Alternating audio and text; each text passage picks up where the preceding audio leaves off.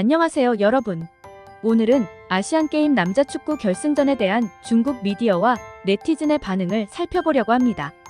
한국이 우즈베키스탄을 꺾고 결승에 진출했는데 이에 대한 중국의 시선은 어떤지 함께 알아보겠습니다. 중국 미디어는 한국 남자축구팀이 3회 연속으로 아시안게임 결승에 진출했다고 보도했습니다. 그러나 그들의 관심은 단순히 스포츠적 성취를 넘어 병역 면제에 큰 초점을 맞추고 있습니다. 한국 선수들이 아시안게임에서 우승하면 병역을 면제받을 수 있기 때문에 이 부분이 중국 미디어에서 크게 다루어지고 있습니다. 한국에서는 아시안게임 금메달은 병역 면제의 티켓이기도 합니다. 이로 인해 선수들에게는 더 큰 의미와 부담이 따르는데 중국 미디어 역시 이 부분을 강조하며 보도하고 있습니다. 중국 네티즌들 역시 병역 면제에 대한 이야기가 많습니다. 일부는 이를 부정적으로 보기도 하며 스포츠를 통한 병역 면제는 과연 올바른 것인가? 라는 의문을 제기하기도 합니다. 반면 일부는 한국 선수들이 더 큰 부담과 압박 속에서도 뛰어난 능력을 보이는 것은 칭찬할 만하다고 긍정적으로 평가하기도 합니다. 병역 문제는 단순히 군대 문제를 넘어 사회적, 문화적 측면에서도 큰 영향을 미칩니다. 이에 대한 중국 네티즌들의 다양한 의견은 한국과 중국 사이의 병역 문화 차이를 잘 보여주는 것 같습니다. 결론, 스포츠 이상의 의미. 아시안게임 남자축구 결승전은 단순히 스포츠 경기를 넘어 사회적, 문화적 이슈까지 다루고 있습니다. 중국 미디어와 네티즌의 반응을 통해 볼 때 이 경기가 한국 내외로 얼마나 큰 관심을 끌고 있는지 알 수 있습니다. 그럼 여러분, 이번 아시안게임에서 한국이 우승을 차지할 수 있을까요? 그리고 병역 면제는 과연 어떤 의미를 가질까요? 여러분의 의견을 기다립니다. 여기까지 중국 미디어와 네티즌의 아시안게임 남자축구 결승전에 대한 반응을 살펴보시죠. 중국 남자 농구 선수들도 강제로 군대에 보내면 안 될까?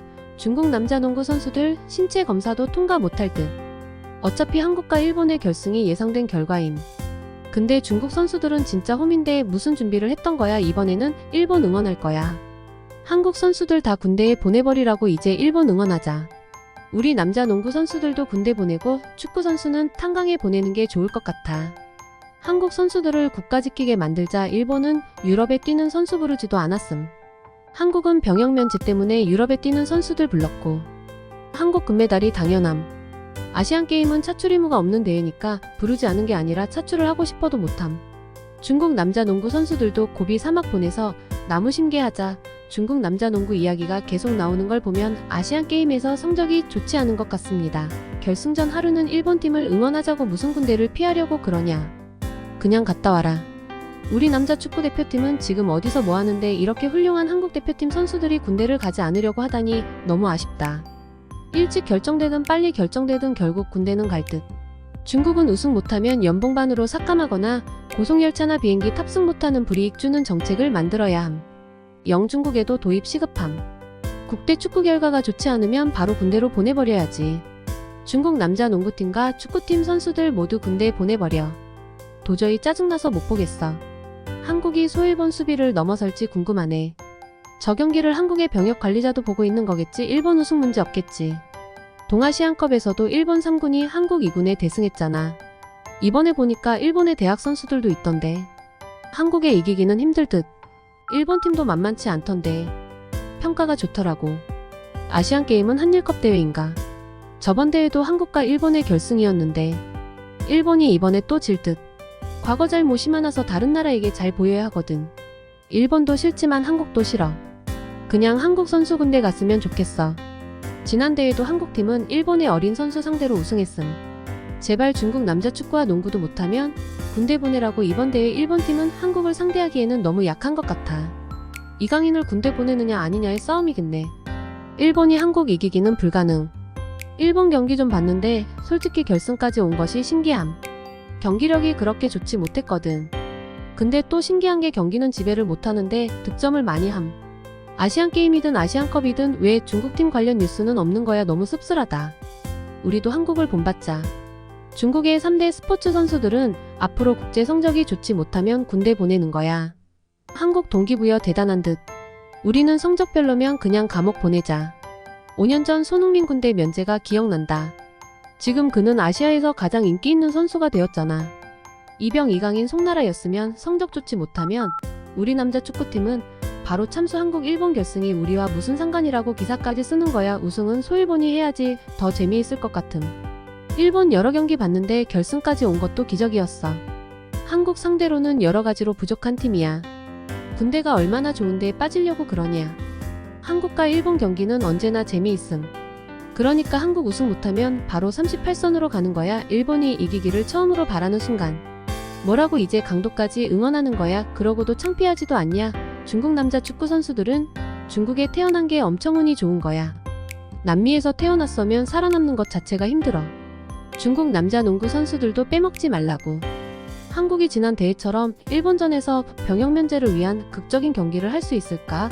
일본이 반드시 이긴다. 일본 경기 못 봤지? 일본이 질 가능성이 훨씬 높아. 한국 선수들이 일본의 대학이나 리그 선수들보다 더 기량이 뛰어나다고.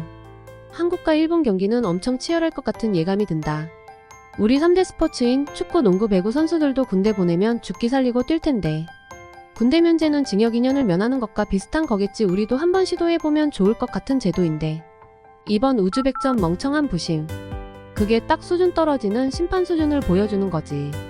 멍청한 쿠웨이트 부심인지 악질적인 중국 부심이었는지는 모르겠지만 주심 쿠웨이트 부심 쿠웨이트 중국.